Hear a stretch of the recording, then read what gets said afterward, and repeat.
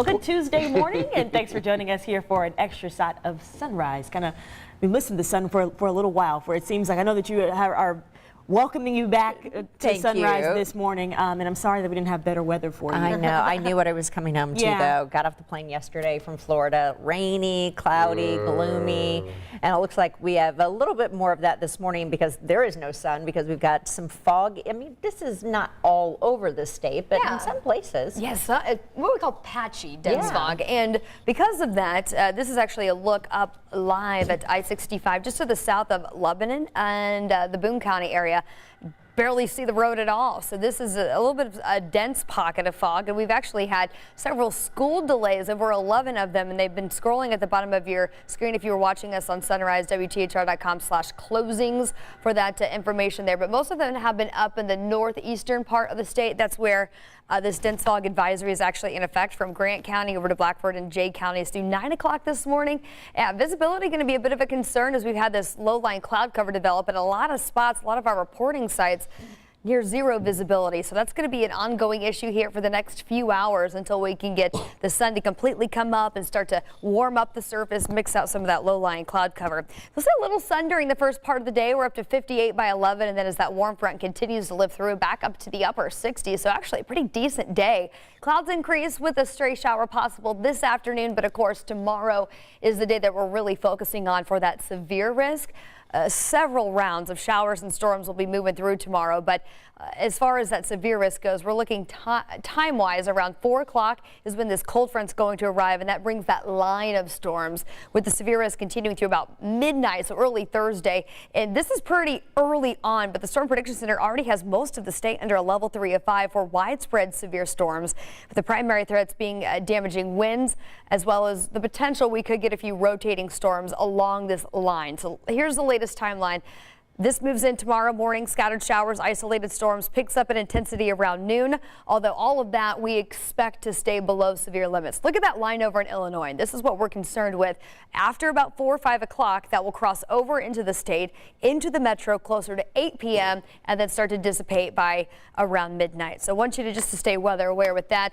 Make sure you've got that Live Doppler 13 weather app downloaded. You can customize that to your county and what alerts you do want to receive, and have multiple ways to receive alerts, whether it's a NOAA Weather Radio, you subscribe to multiple apps that will give you that information. Just want you to stay safe. I certainly do expect there to be some watches and warning issued tomorrow.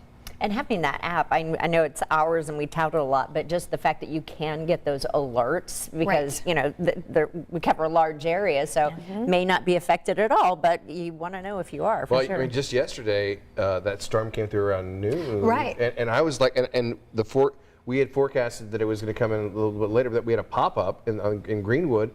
I was about to take a walk with my wife, and it says lightning is in your area, and it alerted us, and so we didn't. And then all of a sudden, like 5 minutes later, it's like downpour, you know. So we would have been stuck in it. I mean, you know, so it's very helpful. I'm a nerd. I'm on that thing all the time, looking at the radar and things like that. So there you go. Well, we'll talk about something tasty. How about that ice cream? I think we can all get on board here. Baskin Robbins is getting a facelift. The ice cream chain has a new logo, employee uniforms, and other changes that give an update to the brand. The new look changes the pink and blue BR. So this is the first major shift the company says it's made since 2006. In addition to the new look, there are 3 new flavors that will be available for a limited time. Everyone's going back to like the 70s look. Like Burger King's logo is back in the 70s. That's very kind of 70s, early 80s-esque. Or like that Baskin Robbins, and you see the 31 in there. So the 3 and the 1 are in the B and the R for 31 flavors. So there you go. Non-dairy mint choco chunk. They have a peanut butter based, totally roll up real quick, please, prompter.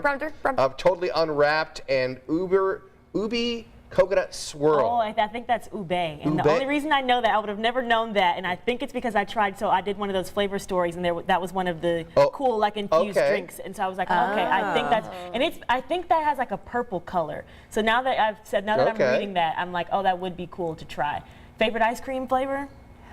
Chocolate peanut butter. I mean, okay. Well, then that was kind of one of them you could try. Yeah. I have always been a peanut butter cup kind of person, but lately I have just been having like the blueberry and like pie crust in vanilla bean ice cream. Okay. There's a place called Jenny's Ice Cream down in Nashville, Tennessee. Oh, and it's dangerous. Oh, yes. Jenny's is dangerous. Wow. Yeah. And so they got this like bumbleberry with pie crust in it, and I get that all the time I hate with to tell you vanilla this. I don't bean know if ice this cream. is actually good or bad news, but they sell it in a lot of grocery stores. Oh, I'm doing it. Sometimes you just find certain grocery stores and they will have it in there. But I'm with you on, like, I usually like something with a brownie or something in it, but I think it's because I like the crust. So like there's a key lime pie ice cream that's really good, although some places don't sell it. And it's because I like, and there's like a crust or cookie kind of something in there. I don't know. So now hopefully you're hungry and wanting ice cream this morning. If you're not wanting ice cream, you may want donuts after this next story.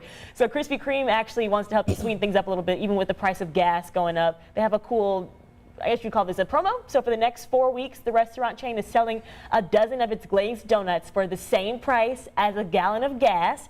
So it'll only be on Wednesdays, and then Krispy Kreme, how they calculate this, look at the national average gas price on that Monday before that Wednesday to decide how much it'll cost. So that means this Wednesday, a dozen glazed donuts should cost about $4.11. So obviously a pretty good deal considering. Steal. Yeah, it is, because Krispy Kreme donuts, they are kind of expensive. They just kind of, especially when you're getting them from the store and not like actually at like a gas station or something like that. That promotion, by the way, ends on May 4th.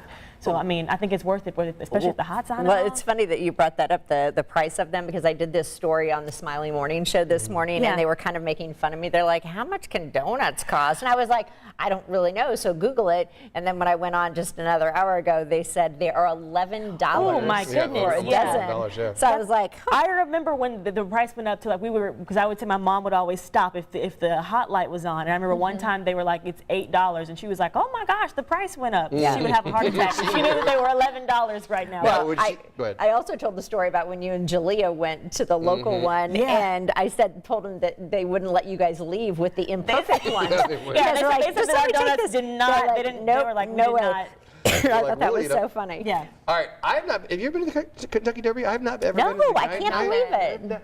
I always got to work at the Saturday mini marathon. This is true. It's always guys, I've been.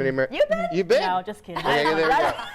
Just kidding. Nope. Well, the Kentucky Derby is just 25 days away, and a new mint julep may set you back more than a few bucks. It's all for a good cause, though. Churchill Downs announced there will be 18 gold cups that will sell for $2,500. Sheesh. And then they have 130 silver cups that will sell for $1,000. See, in my opinion, and it's great for a great cause. The cups they feature red rubies in the shape of a horseshoe, and proceeds are going to benefit Old Friends Farm, which is home to retired thoroughbreds. So it's all for a good cause.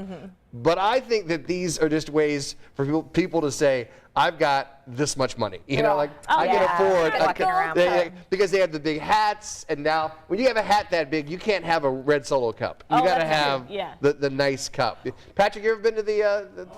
Patrick, our floor director, has been how many times?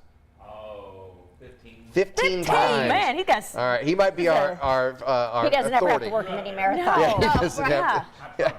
Okay, there we go. He's from the area. So you can check that out. You can go to our website, WTHR.com, and see more information on that Just save a little money for it so you can get you a cup. And like you said this morning, they need to be bottomless. If they're bottomless, that makes more sense. Yeah. And I think we probably ought to check in with the producer who put this show for us together, because they might be starving to death. It's all food and drink related.